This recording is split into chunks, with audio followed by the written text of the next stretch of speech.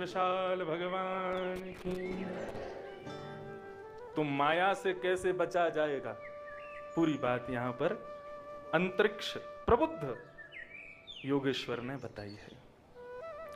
बोले जिस दिन तुम्हारे रक्षक ठाकुर जी बन गए, उस दिन ये जो हम कह रहे हैं मेरा नाथ तू है, ये हम कह रहे हैं। जिस दिन ठाकुर जी कहें हाँ मेरा लाल तू है, हम तो कह रहे हैं कि आप हमारे नाथ हो, लेकिन ठाकुर जी भी तो माने कि हाँ तू मेरा सेवक है, तू मेरा लाल है। उसकी पूरी प्रक्रिया यहां बताई गई है। एक बार संक्षिप्त में कहूं, कैसे बचोगे माया से? बोले गुरुम प्रपद्येत, गुरु शरणागत हो जाओ। गुरु कैसा होना चाहिए? शब्दे परे च निष्णातम, और व्यवहार प्रपंच से मुक्त रहे, ऐसा गुरु मिले। फिर उस गुरु के शरण में जाके 5 चीजें अपना लो। श्रद्धा, न निंदा, मन एकाग्र, प्राणायाम से मन एकाग्र। मतलब प्राणायाम से मन एकाग्र का एक बात ये समझ लो, मन भले ही स्थिर ना रहता हो, शरीर को तो स्थिर रखो, शरीर को स्थिर रखो। एक आसन पर रह करके मन को एकाग्र करने का प्रयास करो। मौन से वाणी को सुधारो। और 5वां, सत्य बोलो। इससे 2 चीज तुमको अपने आप मिल जाएंगी। इंद्रिय निग्रह, इंद्रियां निग्रहित हो जाएंगी और मन का भटकाव दूर हो जाएगा। ये 7 काम होते ही क्या होगा?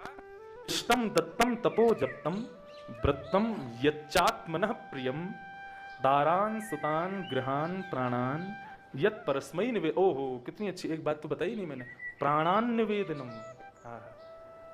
कृष्णदास किए प्राण न्योछावर, यह तन जगसर पटक्यो मेरो मन गिरधर छवि पे अटक्यो।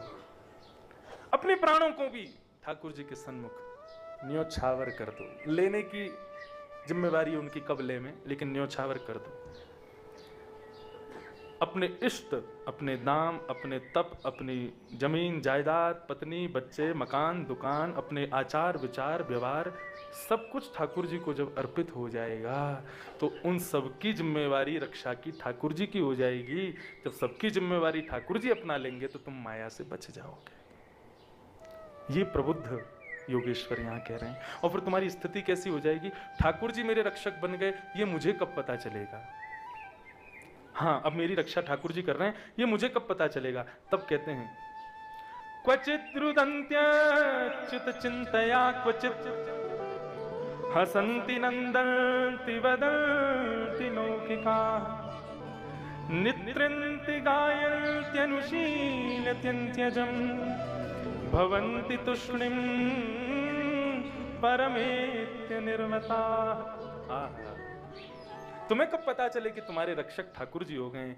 बोले फिर क्वचित रुदन्ति, फिर रुदन संसार के लिए नहीं होगा, संसार की बातों पर रोना आएगा ही नहीं। ठाकुर जी की लीला सुनते ही नेत्र सजल हो जाएंगे। और क्वचित क्वचित रुदन्त्युत चिंतया क्वचित, उनका चिंतन करके कभी रोने लग जाओगे। और क्वचित हसन्ति नंदती, कभी आनंद में आ जाओगे, हंसने लग जाओगे। वदन्त्य लौकिका, सबको सुनाने लग जाओगे। अरे तुमको पता है श्याम सुंदर ने ऐसा किया, तुमको पता है कन्हैया ने ऐसा किया। जो नहीं सुनने में रुचि होगा उसको भी बैठाओगे। अरे तुमको पता है नरसिंह मेहता के बेटा की बारात लेके द्वारिकाधीश गए थे, अपने आप सुनाओगे, दूसरों से कहोगे। और नृत्यंति गायन, अपने आप नृत्य करने लगोगे। जब भी कीर्तन श्रवण करोगे अपने आप पैर थिरकने लगेंगे। और गायन्त्यनुशीलयन्त्यजं, उनका अनुशीलन करने लगोगे। कृष्ण ने ऐसा कहा है तो मैं ये करूंगा, राम जी ने ऐसा किया है तो मैं ये करूंगा।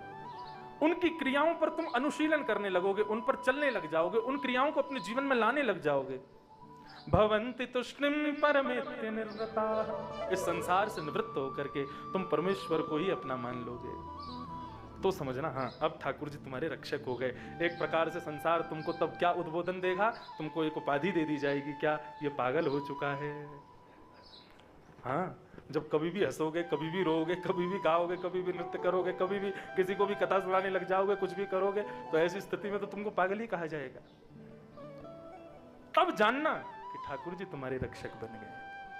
क्यों? संसार को तुम में पागलपन दिखाई दे रहा है, लेकिन ठाकुर जी को तुम में अपनत्व दिखाई दे रहा है। कोई लड़का किसी लड़की के प्रेम में दीवाना हो जाता है, उसको भी तो पागल कहते हैं लोग, लेकिन वो दोनों ही जाने एक दूसरे के लिए क्यों मर रहे हैं। ऐसे ही जब ठाकुर जी के प्रेम में तुम प्रवृत्त हो जाते हो, संसार के लोग तुमको पागल कहेंगे, लेकिन उस दिन तुम्हारे रक्षक बन के ठाकुर जी खड़े, फिर माया तुम्हारा स्पर्श नहीं कर पाएगी। ये बात सुनते ही राजा निमि ने दंडवत प्रणाम किया प्रबुद्ध को। वाह, आपने मेरे हृदय का संशय दूर किया।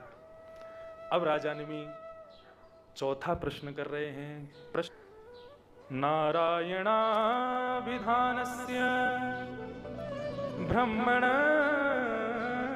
परमात्मन निष्ठां हर्थानुवक्तुं यूयं हि ब्रह्मवित्तमाः। अच्छा, उससे पहले एक श्लोक और है माया के लिए ही, उसमें एक बात कहती क्या, इति भागवतान् धर्मान् शिक्षन् भक्त्या तदुत्थया नारायण परो माया अंजस्तरति दुस्तराम्। हे राजन, जो तुमने अभी अभी उत्तर मेरे से सुना है, इस उत्तर से तुमको क्या समझ में आया? क्या बोले? नारायण के पराधीन हो जाओ। पराधीन का मतलब ये नहीं कि आलस्य में आ गए, हम कुछ नहीं करेंगे, सब नारायण करेंगे, ये नहीं। पराधीन का मतलब मैं जो कुछ भी कर रहा हूं नारायण के लिए कर रहा हूं, ये होता है पराधीनता का मतलब। इसी को हम कहते हैं प्रेमा भक्ति। माया को ना तो ज्ञान काट सकता है, माया को ना तो वैराग्य काट सकता है, माया को नष्ट करने की सामर्थ्य यदि किसी में है तो वो प्रेम भक्ति रूपी तोप में है। वो प्रेम भक्ति यदि तुम्हारे भीतर है तो माया तुम्हारे इर्द गिर्द भी कभी नहीं आ सकती। ये बात प्रबुद्ध कह करके अपनी बात को विराम करते हैं।